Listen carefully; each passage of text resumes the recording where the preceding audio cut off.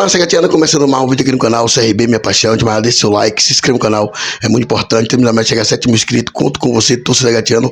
Falar aqui sobre a equipe regatiana que segue se preparando aí para o início aí do Campeonato Alagoano e ressaltando também para o trecho aí na Rádio Gazeta FM de Alagoas, falando sobre o do Vitor de Jacaré e também sobre o do Léo Pereira. E será que o CRB procurou o Luciano Castan? Vamos ver o que falou aí na Rádio Gazeta FM de Alagoas. Repórter Ives Fernandes, beleza? Então é isso, deixe seu like, se inscreva no canal, é muito importante para o crescimento aqui da plataforma no YouTube. Eu conto com você, torcedor Sagatiano, forte abraço. E falando sobre a equipe principal, que essa pergunta que você fez agora, Orlando, foi a que eu recebi em profusão assim no fim de semana. Bom, a informação que eu tenho, que eu apurei com as fontes, que eu tenho confiança, é que nesse momento não há nenhuma proposta em curso, seja ela no início ou próxima de ser finalizada, seja para o Japão ou para qualquer outro lugar. Eu até fiz questão de conversar na sexta-feira com o presidente do CRB, o Mário Marroquim, para entender como estaria essa situação de propostas. Ele me afirmou que houve algumas sondagens do exterior e algumas sondagens também do Brasil. Ele até citou, por exemplo, uma que evoluiu para a proposta, que foi a do Juventude. Só que ele afirmou que essa do Juventude era de empréstimo com opção de compra. E o empréstimo seria também oneroso, mas seria de apenas 300 mil. E ele disse que com esse valor, para ele não compensa botar para frente, ele prefere permanecer com o Léo Pereira aqui no CRB. E o que é que eu apurei também com outras fontes ligadas ao futebol? Que nesse momento, essa janela do Japão, ela não é tão forte financeiramente falando como a do meio do ano, por exemplo.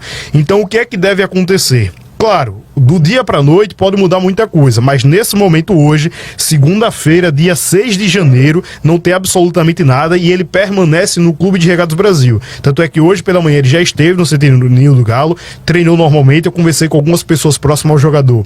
E ele reafirmou aquilo que eu tinha dito, acho que na quinta-feira, no segundo tempo do programa, que a vontade do atleta é permanecer em Maceió, mas claro que somente a vontade do atleta não é suficiente. Tem muitas outras variáveis, mas respondendo de forma curta e objetiva, até segunda ordem, ele permanece no CRB. A informação que eu tenho é que o CRB ele deve fazer entre 2 e 4 contratações. Por que eu falo entre 2 e 4 números tão distintos? Porque há um estudo, digamos assim, dentro do CRB, se vai investir em um volante que faça as duas posições, ou seja, jogue tanto de 5 quanto de 8, mais caro, ou se você divide esse valor e traz um primeiro e um segundo volante. Há um estudo internamente sobre isso. E as outras duas posições seria um zagueiro e possivelmente um lateral. Que por que eu falo lateral? Porque não está definido ainda se será um direito ou esquerdo.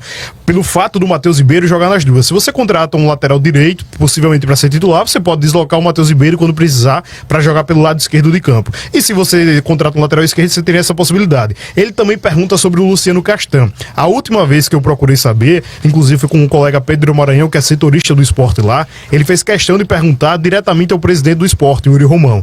E a informação que ele nos passou era que não chegou nada do CRB para o Castan. Se estivesse tratando, seria diretamente com o empresário.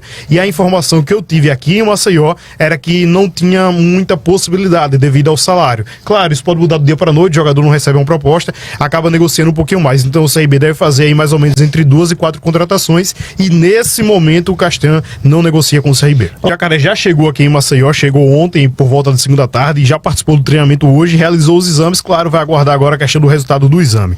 Saiu essa notícia justamente pelo fato de que o Jacaré já estava no Atlético Paranaense, já estava no CT, e qual foi a cronologia dos fatos? Eu vou até dar os créditos ao companheiro Vinícius Furlan, lá de Curitiba, que eu tenho uma boa relação com ele, e ele me passou exatamente todos os detalhes. Ele chegou na quinta, pela manhã fez o exame em uma clínica, que é até de um amigo desse Vinícius Furlan lá, na quinta tarde treinou e na sexta também treinou pela manhã. Machucado ele não está, ele me garantiu que conhece o dono da clínica lá que ele fez os exames e que ele teria sido aprovado. Hoje pela manhã surgiu uma informação de um outro jornalista dando conta que ele teria sido reprovado, mas o Vinícius Furlan garantiu que ele não tinha sido reprovado. O que fez com que ele saísse do Atlético para Maceió? É algo ainda mais complexo. Eu tive a informação que ele pertence ao mesmo empresário do atacante Pablo, que é o centroavante do Atlético Paranaense, e havia meio que, digamos que um acordo. para o Pablo deixar o Atlético Paranaense de forma amigável, fazer uma rescisão amigável, e iria colocar um jogador do mesmo empresário ali para meio que dar uma contrabalanceada. E aí houve um problema nos termos contratuais do Pablo, da saída lá, e automaticamente houve uma insatisfação na questão do próprio empresário do jogador e do próprio Atlético. Houve algum entrave e ele acabou saindo de lá. Como o CRB já tinha feito uma proposta para ele, ele acabou vindo para Maceió.